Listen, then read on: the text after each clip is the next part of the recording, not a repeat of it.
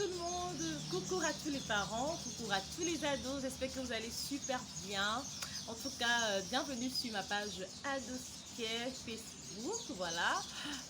J'ai eu plein d'abonnés encore depuis la semaine dernière, depuis 2 semaines. En tout cas, je vous dis merci d'être là, merci d'être nombreux sur cette page. Ici, c'est Karine Thérèse, voilà, la tata des ados. Voilà, ici, donc, on parle de... Voilà, on parle des ados, on parle des parents. Je vous donne simplement des outils, des stratégies à pouvoir améliorer, n'est-ce pas, les rapports avec vos adolescents. Voilà, cette catégorie d'enfants qui sont un peu spéciales, voilà, de par leur sensibilité, de par leur vulnérabilité. Voilà, vous savez, hein, si vous avez des ados à la maison, vous savez quand ils peuvent piquer des crises, comment ça peut être franchement agaçant et tout. Et parfois, il y a des parents qui ne savent pas gérer. Donc, l'adolescent vient avec plein de crises et voilà, je suis donc là pour vous aider à comprendre ces enfants, à savoir comment est-ce que vous pouvez les amener de manière non violente, n'est-ce pas, voilà, à mener leur adolescence de manière voilà, saine et puis arriver finalement à l'âge adulte comme des responsables. Alors, donc si tu es voilà, connecté à cette page, voilà, partage juste à quelqu'un qui est à côté de toi, ton voisin, tes amis et tout. Un partage, n'est-ce pas? C'est pour enseigner, c'est pour donner à ceux qui en ont besoin aussi, d'accord?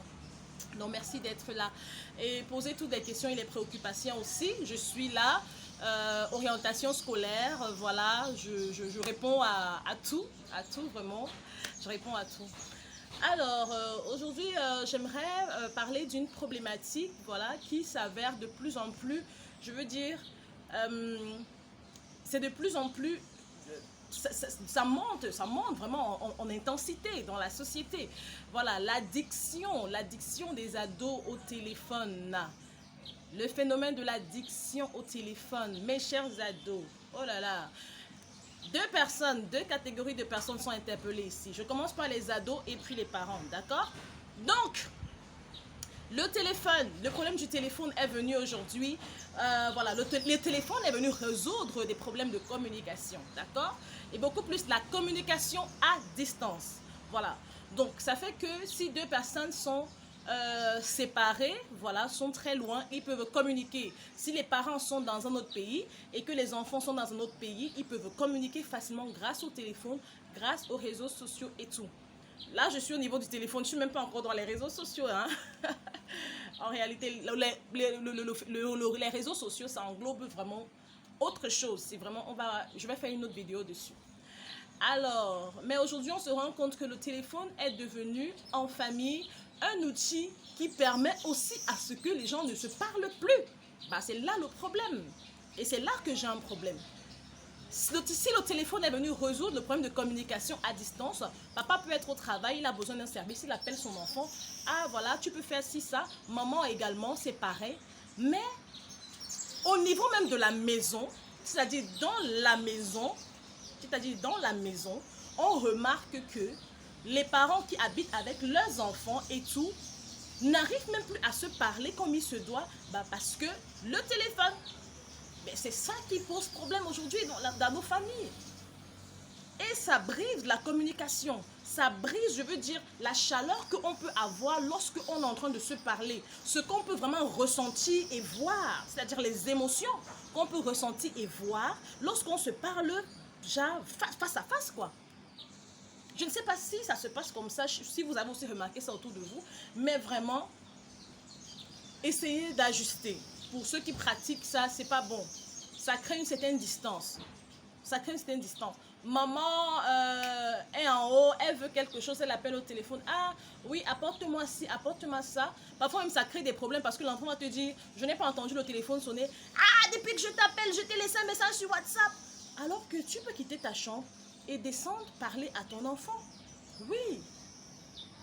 Tu peux quitter, descendre parler à ton enfant. Ton enfant t'a offensé, on ne peut même plus venir se demander pardon face à face. Il s'est mal comporté, mais il va écrire le message, maman, je suis désolée. C'est trop facile, quoi. C'est trop facile. Non, mais tu montes dans la chambre de maman et tu parles à maman. Bah oui. Et si c'est le parent aussi, c'est vice versa. Tu descends dans la chambre de ton enfant et vous parlez. Si vous vivez tous dans la même chambre, c'est pas grave. Vous allez juste sur vos lits respectifs et puis vous parlez. Mais vous n'avez pas idée de l'importance que le corps à corps a. Le corps à corps a sa place. Et ne laissez pas le téléphone venir briser, c'est-à-dire cette chaleur qui peut exister entre vous. C'est important de la conserver. Au plus haut degré, 300, peut-être 90 degrés, vous devez conserver cette chaleur corporelle. Je parle des parents et des enfants. Et les enfants ne prennent pas loin. C'est parce que les parents aussi, parfois vous offrez les téléphones à vos enfants trop tôt. Lorsqu'ils ne font même pas, vous leur offrez les téléphones. Vous allez me demander, alors quel est l'âge indiqué pour pouvoir offrir le téléphone à mon enfant? Bah écoutez, là je ne vais pas répondre à cette question. Si vous avez vraiment besoin de savoir, parce qu'il y a tout un... Je vais dire, il y a encore des stratégies derrière. Il y a plein de choses qu'il faut observer chez l'enfant avant de lui donner un téléphone. Et quel type de téléphone encore? Voilà, il y a plein de trucs. Si vous voulez vraiment savoir, alors écrivez-moi en inbox pour qu'on puisse vraiment échanger par rapport à l'utilité et voilà, l'importance de le faire maintenant ou pas. Mais sinon, le téléphone ne va jamais remplacer la chaleur familiale, la chaleur de papa, les craintes de maman. Apprenez à vous parler. Ce n'est pas de tous les sujets qu'on débat au téléphone. D'accord? Apprenez à vous parler, c'est important. Vos enfants en ont besoin. Et vous les ados là, vous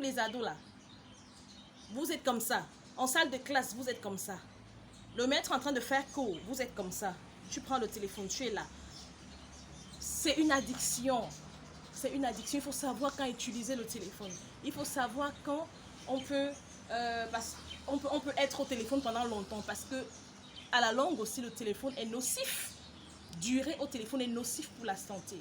Il y a les nerfs, ça dégage des ondes négatives et puis ça vous affecte, n'est-ce pas?